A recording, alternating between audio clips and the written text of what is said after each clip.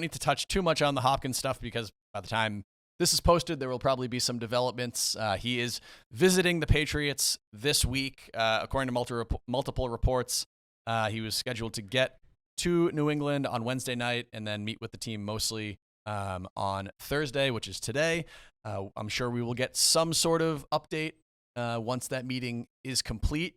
There have been conflicting reports about when he could actually make his decision. There was one that said it was possible or maybe even likely that he would decide this week. And then Ian Rappaport over at NFL Network reported yesterday that he expects DeAndre Hopkins to wait until closer to training camp to sign, kind of weigh all of his options, potentially visit one or two more teams.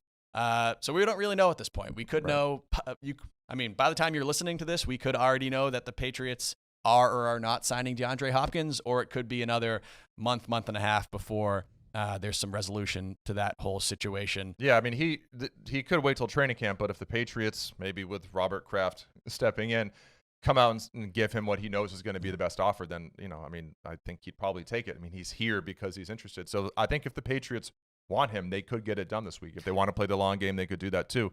I don't know how you feel about this. Maybe I'm a little prisoner of the moment, but I have started to think that they kind of need him.